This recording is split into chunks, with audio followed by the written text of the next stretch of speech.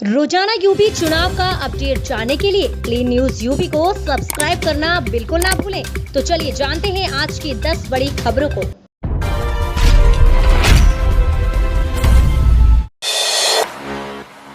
योगी सरकार ने यूपी के इन 45 परिवारों को दिए 50-50 हजार रुपए।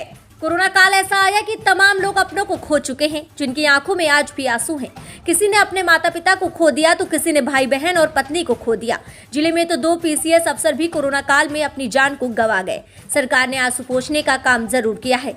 सरकार सहायता राशि दे रही है, इसके लिए लगातार आवेदन किए जा रहे हैं। जिले में कोरोना से मरने वालों के परिजनों को सरकार के निर्णय पर जिला प्रशासन सहायता राशि दे रहा है। आपदा राहत कोष से कोरोना के मृतकों के परिजनों को 50-50 हजार रुपए दिए जा रहे हैं। इसके लिए जिले भर से आवेदन मांगे गए हैं। ये काम कलेक्ट्रेट में कोविड कंट्रोल रूम को दिया गया है।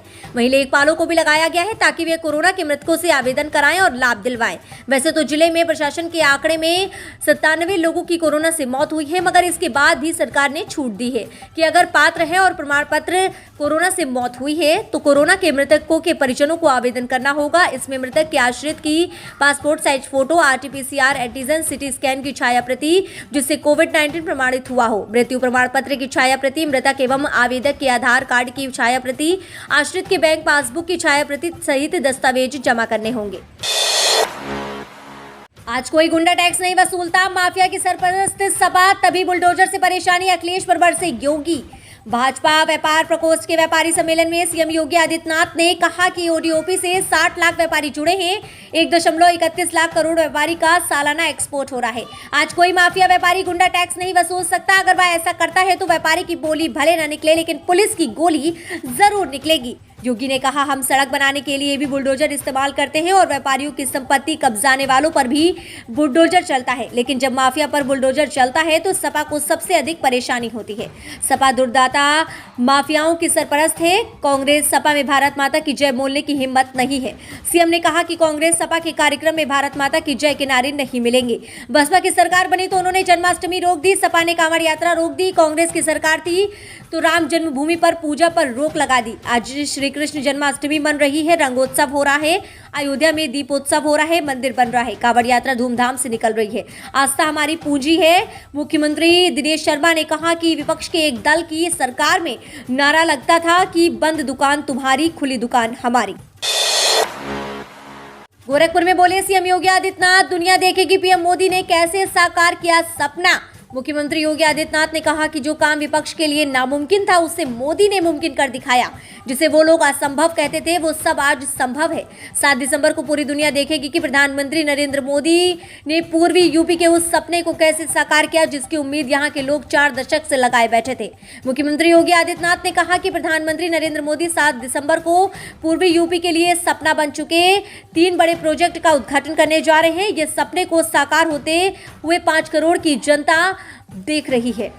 साल 90 में ये खाद कारखाना बंद हो गया था। 26 सालों तक सिर्फ आश्वासन दिए गए और इसकी वजह से किसान प्रभावित हुआ था और गोरखपुर के साथ पूर्वी यूपी के विकास पर असर पड़ा।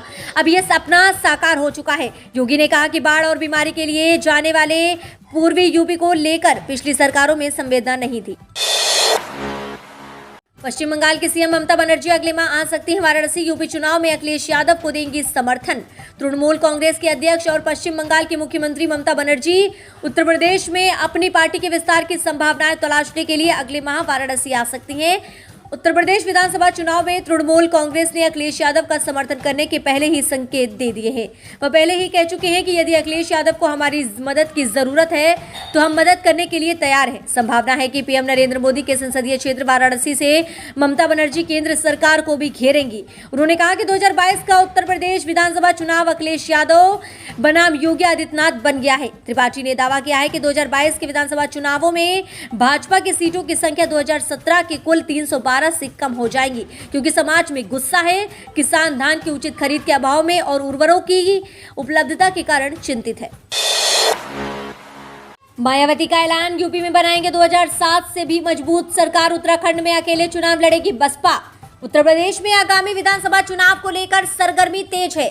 इसी कड़ी में बहुजन समाज पार्टी की प्रमुख मायावती ने यूपी चुनाव में अकेले दम पर शानदार जीत का दावा करते हुए कहा कि 2022 में यहां बसपा 2007 से भी मजबूत सरकार बनाएगी। इसके साथ ही उन्होंने बताया कि उत्तराखंड में उनकी पार्टी अकेले चुनाव लड़ेगी और अच्छा परिणाम लाएगी।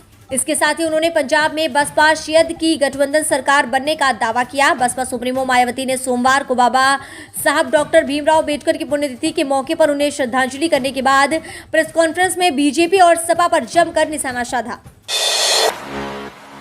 सीएम का आजमगढ़ दौरा, आज 69 परियोजनाओं को मिलेगी सौगात। सगड़ी में 32 व लालगंज में 37 का होगा शिलान्यास। लाभार्थियों को वितरित किए जाएंगे प्रमाण पत्र। यूपी के सीएम योगी आदित्यनाथ आज आजमगढ़ जिले के दौरे पर आ रहे हैं। सीएम दोपहर 12 बजे सगड़ी पहुंचेंगे, जहां 76.14 करोड़ की लागत की 32 परियोजनाओं का शिलान्यास कर जनता को संबोधित करेंगे। इसके साथ ही विभिन्न योजनाओं के 20 लाभार्थियों को प्रमाण पत्र भी सौंपेंगे। सगड़ी के बाद लालगंज में भी 122 करोड़ की 37 परियोजनाओं का शिलान्यास कर लाभार्थियों को प्रमाण पत्र वितरित किया जाएगा। जिले के दोनों संसदीय क्षेत्रों आजमगढ़ व लालगंज में कुल मिलाकर लगभग 200 करोड़ की 69 परियोजनाओं का शिलान्यास किया जाएगा। सपा के गढ़ में गिने जाने वाले इस जिले में आने वाले विधानसभा चुनाव में भाजपा को बड़ी उम्मीदें हैं। 2017 के विधानसभा चुनाव में भले ही इस जिले में 10 सीटों में से भाजपा को 1 सीट पर ही संतोष करना पड़ा था, पर इस बार भाजपा विश्वविद्यालय का शिलान्यास करने के साथ जिला तरह से विकास परियोजनाओं का शिलान्यास कर रही है। इसका मकसद साफ है कि इन परियोजनाओं के बहाने जिले के वोट बैंक में सेंधमारी की कोशिश में लगी है। समाजवादी पार्टी, गोंडवाना गणतंत्र पार्टी मिलकर यूपी की सत्ता से भाजपा को हटाएगी। अखिलेश यादव भाजपा पर निशाना साधते हुए समाजवादी पार्टी के राष्ट्रीय अध्यक्ष अखिलेश यादव ने कहा कि जो जन संदेश यात्रा आज रवाना की गई है वो उत्तर प्रदेश के हर गांव में जाकर लोगों को जागरूक करेगी। ये जन संदेश यात्रा प्रदेश के सभी जिलों में जाकर यूपी की योगी आदित्यनाथ सरकार के झूठ का पोल खोलने का काम करेगी। इस यात्रा से हमको भाजपा को प्रदेश की सत्ता से बाहर करने में बड़ी मदद मिलेगी। सपा सुप्रीमो अखिलेश यादव ने कहा कि भाजपा ने राज्य में सिर्फ नफरत, भूख और गरीबी फैलाई है। ये दिखने लगा है कि इस सरकार के काम से बेरोजगार काफी दुखी हैं। भाजपा सरकार के कार्यकाल में गरीब, नौजवान तथा किसान परेशान हैं। अखिलेश यादव ने कहा कि देश के साथ प्रदेश भी आर्थिक रूप से काफी प्रभावित है। अब समय आ गया है जब हम जनता के बीच इस सरकार को नाकामी को रखें। भाजपा तो भेदभाव की राजनीति करती है। भाजपा ने समाज तथा जाति के लोगों के बीच में खाई बनाने का काम किया है। चुनाव 2022 से पूर्व सपा छोटे दलों को अपने साथ जोड़ रही है। सपा सुप्रीमो किसी के साथ गठबंधन तो किसी का सपा में विलय करवा रहे। अपर्णा यादव के बदले सुर, कहा हर मोर्चे पर भाजपा सरकार फेल, अखिलेश भैया को प्रचंड बहुमत दिलाए। अभी तक भाजपा पीएम नरेंद्र मोदी, सीएम योगी आदित्यनाथ की जमकर तारीफ करने वाली मुलायम सिंह यादव की छोटी बहू अपर्णा यादव के सुर अचानक बदल गए। भाजपा पर निशाना साधते हुए अपर्णा यादव ने कहा कि भाजपा सरकार महंगाई, कानून व्यवस्था, कोरोना महामारी और कृषि कानून सहित हर मोर्चे पर पूरी तरह से फेल साबित हुई है।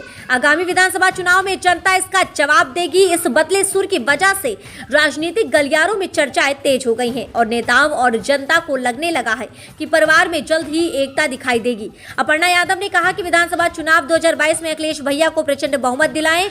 मलिक मोहम्मद जायसी शोध संस्थान में सभा को संबोधित करते हुए अपर्णा यादव ने कहा, ये चुनाव का समय है, इसलिए वह चुनावी बातें ही करेंगी। वह बाबूजी मुलायम सिंह यादव के निर्देश पर सपा को मजबूत करने निकली है, क्योंकि जनता अब भाजपा सरकार से ऊब चुकी है। इस सरकार में महिलाएं सुरक्षित नहीं है, कानून व्यवस्था चरमरा गई है, महंगाई बढ़ती जा रही है।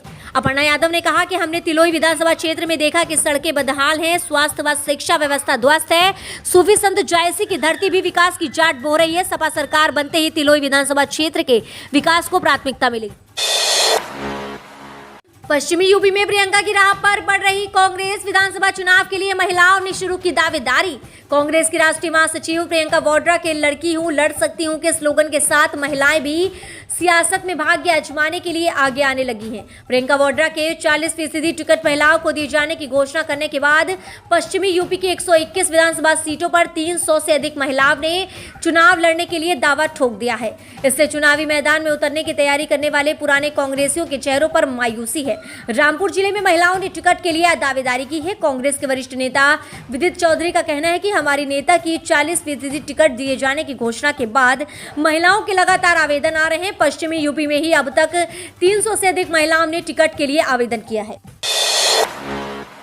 उत्तर प्रदेश 2022 विधानसभा चुनाव के नजदीक आते ही सियासी हलचल तेज होती नजर आ रही है। सभी पार्टियां एक दूसरे पर हमलावर हैं। सभी पार्टियां बड़े बड़े दावे और ऐलान कर चुकी हैं। सबसे बड़ा सवाल यही है कि किसको हासिल होगी यूपी की कुर्सी। क्या योगी आदित्यनाथ एक बार फिर से हासिल कर पाएंगे सत्ता में जीत की कुर्सी, या बाजी पलट देंगे अखिलेश यादव। इसी बीच आज हमने आपके लिए जनता के अनुसार बनाया गया ताजा ओपिनियन पोल लाए हैं कि जनता किसे अपना मुख्यमंत्री बनाना चाहती है। तो चलिए बात कर लेते हैं कि कितनी % सीटें किसके हिस्से में आ रही हैं। सबसे पहले यहाँ पर बात कर लेते हैं बीजेपी की। तो बीजेपी को यहाँ पर मिल रही हैं 41% सीटें, यानी बीजेपी को यहाँ पर लोग 41% पसंद कर रहे हैं। तो चलिए समाजवादी पार्टी की ओर चलते हैं। समाजवादी पार्टी को यहाँ पर 34% सीटें मिल रही हैं, यानी 34% सीटें मिल रही हैं समाजवादी पार्टी को। कांग्रेस की बात कर लेते हैं तो कांग्रेस को यहाँ पर मिल रही हैं 8% सीटें, यानी 8% सीटें कांग्रेस पार्टी के हिस्से में आ रही हैं। बसपा प्रमुख मायावती को यहाँ पर मिल रही हैं 13% सीटें, यानी 13% सीटें मायावती के हिस्से में जा रही हैं। वहीं अन्य के खाते में जा रही हैं 4 विधानसभा सीटें। मीडिया रिपोर्ट्स के मुताबिक ऐसा लग रहा है कि इस बार बीजेपी अपनी सरकार बना सकती है। फिलहाल ये तो आने वाला वक्त ही बताएगा। आपके हिसाब से कौन सी पार्टी सरकार बना सकती है, हमें कमेंट के माध्यम से जरूर बताएं कि उत्तर प्रदेश के मुख्यमंत्री कौन बनेगा। आपकी राय हमारे लिए बेहद जरूरी है।